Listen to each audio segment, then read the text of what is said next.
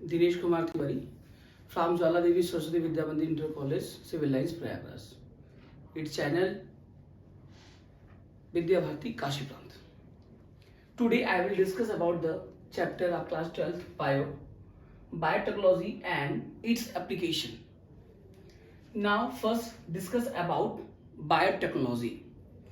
सबसे पहले बच्चों हम लोग बायोटेक्नोलॉजी के बारे में बात करेंगे। चैप्टर का तो नाम है बायोटेक्नोलॉजी एंड इट्स एप्लीकेशन। सबसे पहले हम लोग देखेंगे कि बायोटेक्नोलॉजी क्या होता है। बायोटेक्नोलॉजी आप पढ़कर आ रहे हो तो आप एप्लीकेशन देखोगे आप। तो बायोटेक्नोलॉजी में क्या होता है कि जैसे कोई ब्लड है, as a drop of blood, कोई भी ब्लड है, तो ब्लड अगर गिरा हुआ है तो अब उस ब्लड का हमको इन्वेस्टिगेशन करना है कि ये ब्लड है किसका। अब ये ब्लड का अगर इन्वेस्टिगेशन करोगे आप तो उसमें सबसे पहले क्या करना होगा आपको, तो उसमें सबसे पहले आपको करना पड़ेगा क्या, जब first process here the isolation of DNA from cell. अब सेल से डीएनए को आइसोलेट करना पड़ेगा, ब्लड के सेल से डीएनए को आइसोलेट करना पड़ेगा, जिसको हम लोग बोलते हैं क्या, प्रोसेस में isolation of DNA from cell.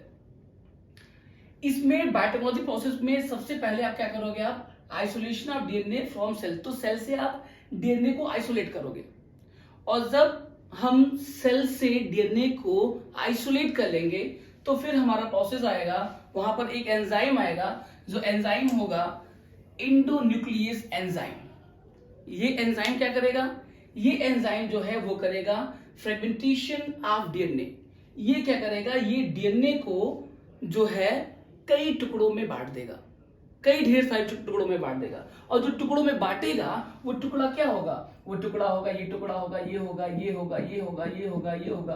तो यहां पर देखने में क्या मिल रहा है हमको कि जो फ्रेगमेंटेशन हो रहा है, जो यहाँ पर टुकड़ा बन रहा है डीएनए का, वो क्या है, वो कई तरीके से टुकड़ा बन रहा है, कोई छोटा, कोई बड़ा, कोई मोटा, कोई पतला। तो कई अलग अलग यहाँ पे फ्रेगमेंट्स बन रहे हैं डीएनए के। तो फिर हम उसमें करते क्या है, अब उसमें हम करते हैं सबसे पहले जेल इलेक्ट्रोफोरेसिस। वहां पे हम यूज करते हैं जेल इलेक्ट्रोफोरेसिस। और जेल इलेक्ट्रोफोरेसिस जब डालते हैं तो वहां पे फिर हमारा होता क्या है, एल्यूशन होता है। और एल्यूशन में क्या होता है, डीएनए एक्सट्रैक्ट फ्रॉम जेल। तो वो जेल से डीएनए एक्सट्रैक्ट हो जाते हैं, किसके, जो है जेल से डीएनए एक्सट्रैक्ट होते हैं। कैसे होते हैं, according to size, according to size, size के अकॉर्डिंग, अकॉर्डिंग टू साइज। अब यहां पर तो साइज कई है, तो अब यहां पर जब साइज कई है तो ये अलग अलग साइज को, अलग अलग बैंड के डीएनए के बैंड के अलग अलग साइज को क्या कर देगा, वो अलग कर देगा, जिस प्रोसेस को हम लोग बोलेंगे क्या, एल्यूशन। अब यहां पे जो डीएनए को हम लोग देखेंगे वो क्या देखेंगे कि ये मान लीजिए हमारा ये क्या है, ये है डीएनए, ये हमारा क्या है, ये है डीएनए। अब इस डीएनए को हमें आगे ले चलना है, तो अब इस डीएनए को हमें लाना है कहां पर, होस्ट सेल के पास लाना है। अब होस्ट सेल के पास अगर आपको लाना है तो होस्ट सेल के पास लाना होगा तो क्या करना पड़ेगा, अब वहां पे हमें वेक्टर को देखना पड़ेगा कि वेक्टर कौन है। और वेक्टर जब हमें मिलेगा तो वो उस डीएनए को वेक्टर जो है वो होस्ट सेल के पास लेकर आएगा। अब उस होस्ट सेल के पास जैसे ही आ गया, अब यहाँ पे होस्ट सेल जो है उसके पास डीएनए आ गया, तो यहाँ पे दो टर्म्स हम लोग देखेंगे। एक हमारा जो टर्म्स है वो है रिकम्बिनेंट डीएनए और दूसरा है ट्रांसफॉर्मेशन। रिकम्बिनेंट डीएनए क्या होता है, रिकम्बिनेंट डीएनए जो होता है, जब ये वेक्टर और डीएनए जब मिल जाते हैं तो वो हमारा बनता है क्या, रिकम्बिनेंट डीएनए बनता है। यहाँ पे देखिए ये क्या हो गया हमारा, जब डीएनए वेक्टर के पास आता है तो उस कंडीशन को हम लोग बोलते हैं क्या, रिकम्बिनेंट डीएनए। और वो रिकम्बिनेंट डीएनए फिर हम लोग भेजते हैं, फिर ये रिकम्बिनेंट डीएनए जाता है कहां पे, होस्ट सेल के पास जाता है। यहां पर ये होस्ट सेल के पास आ रहा है, जिस प्रोसेस को हम लोग बोलते हैं ट्रांसफॉर्मेशन। तो अब यहां पे दो टर्म है, रिकम्बिनेंट डीएनए एंड ट्रांसफॉर्मेशन। तो रिकम्बिनेंट डीएनए में क्या हो रहा है कि यहाँ पर रिकम्बिनेंट डीएनए उसे हम बोलते हैं जब डीएनए वेक्टर के पास आता है, तो डीएनए वेक्टर जब मिल जाते हैं तो वो बोला जाता है हमारा डीएनए रिकम्बिनेंट डीएनए। और फिर जब इस रिकम्बिनेंट डीएनए को होस्ट सेल के पास भेज दिया जाता है तो उस प्रोसेस को बोलते हैं जो है ट्रांसफॉर्मेशन। तो ये दोनों टर्म्स हो गए, हमारा क्या हो गया, रिकम्बिनेंट डीएनए भी हो गया। अब इसे हम लोग क्या बोल सकते हैं, इसे हम लोग बोल सकते हैं रिकम्बिनेंट डीएनए। अब ये हो गया क्या हमारा रिकम्बिनेंट डीएनए। और फिर इस प्रोसेस में, जिस प्रोसेस से ये होस्ट सेल के पास जा रहा है, उसे बोलेंगे हम लोग क्या, ट्रांसफॉर्मेशन। अब ट्रांसफॉर्मेशन हो गया, अब होस्ट सेल के पास पहुंच गया। अब क्या होगा, अब फर्मेंटर्स बनेंगे, फिर डाउनस्ट्रीम प्रोसेस होगा, और फिर वो हमारा प्रोडक्ट क्या होगा, सेल होगा। तो इस तरीके से बायोटेक्नोलॉजी में होता है जो उसके प्रोसेस है। हम लोग को देखना क्या है, यहां पर हम लोग जो चैप्टर देखने जा रहे हैं वो देखने जा रहे हैं क्या, एप्लीकेशंस। तो यहां पे हम लोग फोकस करेंगे एप्लीकेशंस को लेकर, किनकी एप्लीकेशंस क्या क्या हैं। तो इसको नोट डाउन कर लीजिए। अब हम लोग एप्लीकेशन के पास पहुंचते हैं, किनकी एप्लीकेशंस क्या क्या है। तो ये तो हम आपको एक बायोटेक्नोलॉजी का प्रोसेस बता रहे थे कि बायोटेक्नोलॉजी में क्या क्या हो रहा है, वो फिर से देखिएगा। सबसे पहले क्या हो रहा है कि जैसे कि हम बताया आपको एज इन्वेस्टिगेशन के लिए कि as a drop of water, a drop of water अगर ड्रॉप ऑफ ब्लड अगर आता है, तो वहां पे क्या करते हैं, उसके सेल से हम डीएनए को आइसोलेट करते हैं, और फिर हमारा वहां पे एंजाइम होता है इंडोन्यूक्लियस एंजाइम, जो क्या करता है, जो डीएनए को ब्रेक डाउन करता है, fragmentation of DNA.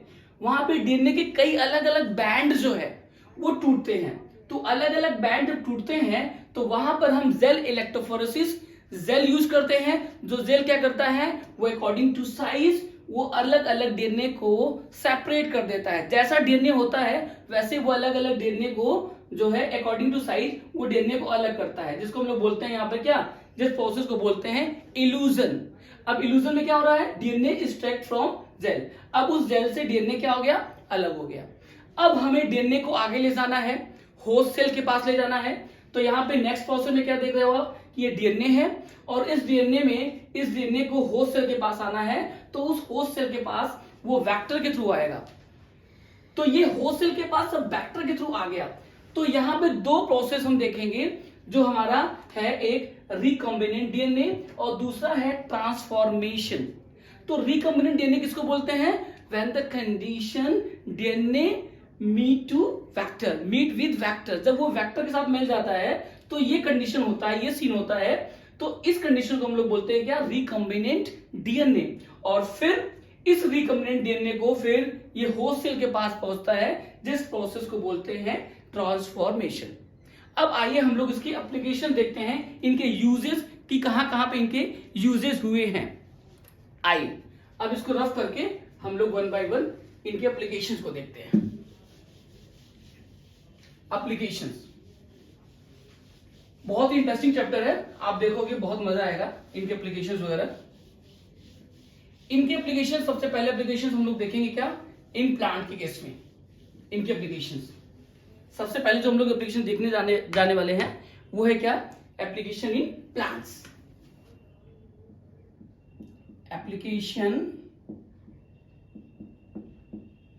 In plants. इसमें सबसे पहले आप क्या देखोगे, आप सबसे पहले आप जो देखोगे वो देखोगे क्या आप, गोल्डन राइस। इसमें जो सबसे पहला जो है वो है क्या, हम लोग देखेंगे गोल्डन राइस तो आप खाते ही होगे, राइस को तो जानते ही होगे आप, लेकिन बस यहां पे समझना क्या है आपको, यहां पे आपको समझना है गोल्डन राइस। आप व्हाइट राइस देखते हो, आप खाते हो आप। एक आता है ब्राउन राइस कब यूज करते हो आप, ब्राउन राइस यूज करते हैं। देखिए बहुत लोग ब्राउन राइस खाते हैं, क्या किसी को वेट लॉस वगैरह करना होता है तो देखिए आप वो ब्राउन राइस खाते हैं। बहुत ज्यादा टाइम लगता है इनको पकाने में, पानी वगैरह भी बहुत ज्यादा यूज होता है इनको अच्छे से पकाने में ब्राउन राइस को। लेकिन यहाँ पे हम लोग जो डिस्कस कर रहे हैं वो क्या डिस्कस कर रहे हैं, गोल्डन राइस। तो गोल्डन राइस डिस्कस हम लोग अब कर रहे हैं। इसको दिया कौन है, इसको दिए हैं इंगो पोट्रिकस। कौन है, इंगो पोट्रिकस। ये कौन सा साइंटिस्ट है, ये जर्मन साइंटिस्ट है, ठीक है, ये जर्मन साइंटिस्ट हैं। और इनके साथ साथ एक और है, वो है कौन, एंड पीटर बेयर।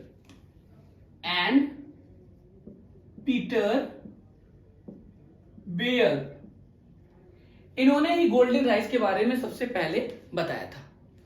अब ये गोल्डन राइस में होता क्या है, जिसको हम लोग हिंदी में क्या बोलते हैं, सुनहरा चावल।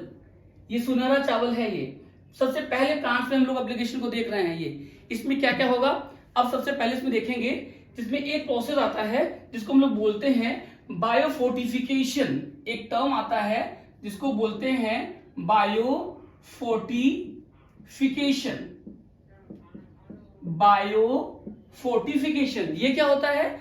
ये बायोफोर्टिफिकेशन वो होता है जब हम प्लांट को, जब किसी को जब हम जो है बहुत ज्यादा न्यूट्रिएंट्स, मिनरल्स प्रोवाइड करते हैं as a enrich nutrients and minerals, that condition is known as biofortification.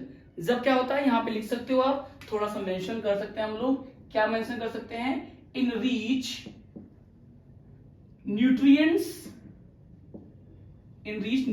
And minerals. जब हम यहां पे न्यूट्रिएंट मिनरल्स को प्रोवाइड कराते हैं तो वो कंडीशन क्या कहलाता है?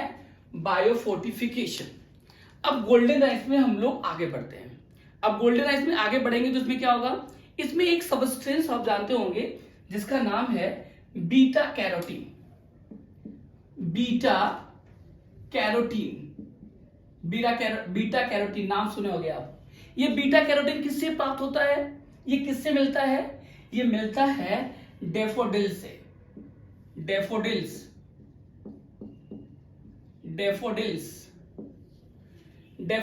फ्लावर, प्लांट सुने होंगे आप लोग, फ्लावर होते हैं बड़े। डैफोडिल से मिलता है हमको कौन? Beta carotene. अब इसे हमें ले जाना कहां पर है? बीटा कैरोटीन को लेकर जाना कहां पर है? तो फिर से इसको ले जाने के लिए हम लोग फिर किसको ढूंढेंगे? और फिर हम लोग ढूंढेंगे इसको, हम लोग जो है वो है वेक्टर। इसमें हम लोग जो ढूंढेंगे वो क्या, किसको ढूंढेंगे? हम लोग ढूंढेंगे किसको? वेक्टर को। तो फिर से यहां पर क्या रहेगा? वेक्टर आएगा। अब यहां पे जो वेक्टर होगा वो कौन होगा? वो देखिए, ये देखिए, ये कौन आ गया? यहां पर आ गया वेक्टर, यहां पर आ गया। अब यहां पर जब वेक्टर आ गया तो इस वेक्टर को हम लोग प्लांट के इसमें जो वेक्टर होता है उसको हम लोग क्या बोलते हैं? उसको हम लोग बोलते हैं टीआई प्लाज्मिड। हम लोग उसको वेक्टर को बोलते हैं क्या? TI plasmid. अब इसे मैं लेकर जाना कहां है? बीटा कैरोटीन को। ये वेक्टर लेके जाएगा कहां? ये लेके जाएगा जो है आगे लेके जाएगा। जब ये मिलेगा तो फिर क्या होगा? फिर ये हम लोग बायोटेक्नोलॉजी में आपको प्रोसेस में बताए थे कि जब ये मिलेगा तो ये होगा क्या? ये ऐसा सीन बनेगा जिसको हम लोग बोले थे, क्या बोले थे? Recombinant DNA. ये देखिए, तो ये प्रोसेस होगा क्या? ये होगा रिकॉम्बिनेंट डीएनए। ये देखिए, ये क्या बन रहा है? Recombinant DNA. अब बीटा कैरोटीन को यहां पे जब वेक्टर है तो वेक्टर साथ में मिला तो यहां पे उस कंडीशन को हम लोग क्या बोलेंगे? उस कंडीशन को हम लोग बोलेंगे रिकॉम्बिनेंट डीएनए। अब रिकॉम्बिनेंट डीएनए मिल गया, अब आगे क्या होगा? अब आगे इसको पहुंचाया जाएगा कहां पे? अब इसको मूव कराया जाएगा। जो इसको मूव कराएंगे वो कराएंगे हम इन राइस।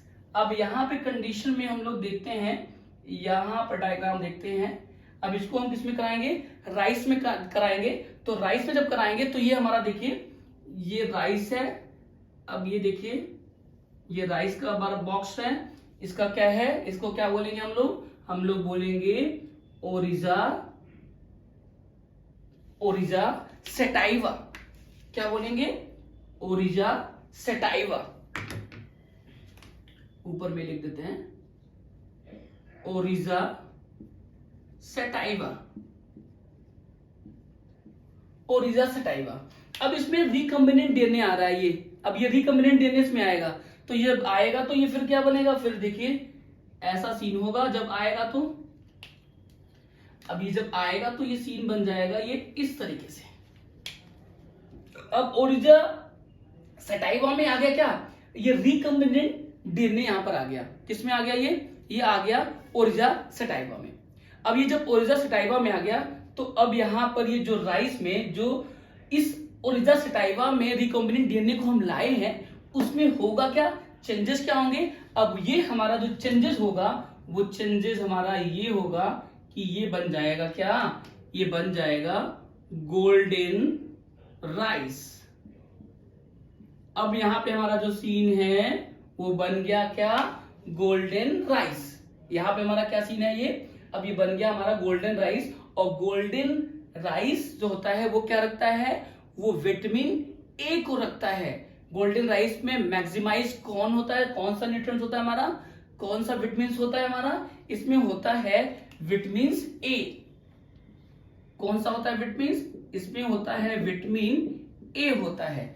अब हमको अगर विटामिन ए अगर लेना है ज्यादा तो क्या खाना पड़ेगा, क्या खाना होगा, गोल्डन राइस, ठीक है। और विटामिन ए की डिफिशियंसी सबको पता है कि विटामिन ए क्या है, इसका केमिकल नेम, इसका केमिकल नेम रेटिनॉल है। और इसके डिफिशियंसी से क्या होता है, इसके डिफिशियंसी से होता है नाइट ब्लाइंडनेस।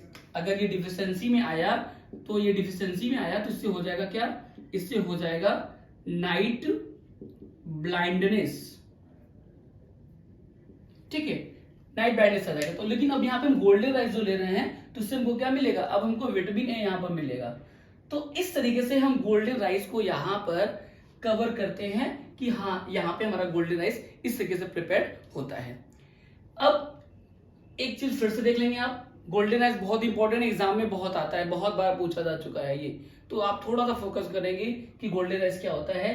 गोल्डन राइस जिसमें हम enrich nutrient and minerals that stage that process is known as biofortification.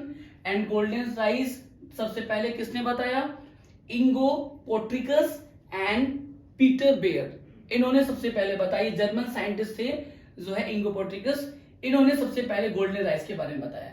इसमें क्या होता है, इसमें राइस में जो ले जाया जाता है वो होता है, सबसे पहले आता है बीटा कैरोटीन। अब इस बीटा कैरोटीन जो एक्सट्रैक्ट होता है, इस बीटा कैरोटीन हमें जो मिलता है वो किससे मिलता है, वो हमें डैफोडिल्स प्लांट मिलता है।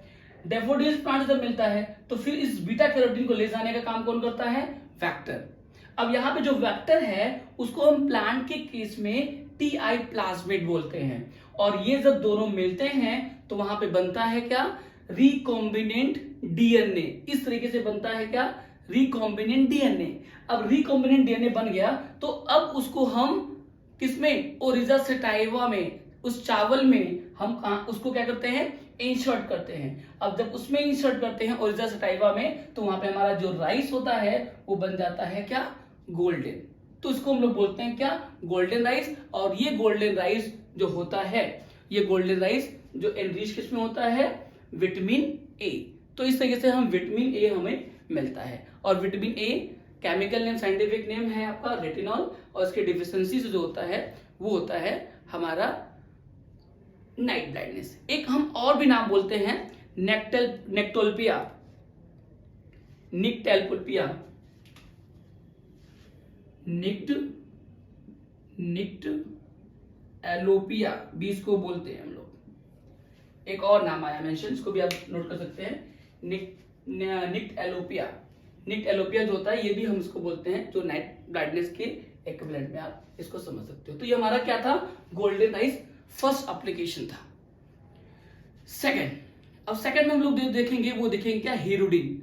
अब जो हमारा सेकंड का टॉपिक है वो है हमारा हीरोडिन। हीरोडिन को हम नेक्स्ट टाइम पे स्टार्ट करेंगे। अगर आपको ये चैनल अच्छा लग रहा है तो आप इसमें चैट बॉक्स में आप इसको आप बता सकते हो कि आपको कैसा लगा, और यहाँ पे आप रिप्लाई कमेंट कर सकते हो, लाइक सब्सक्राइब कर सकते हो। Thank you.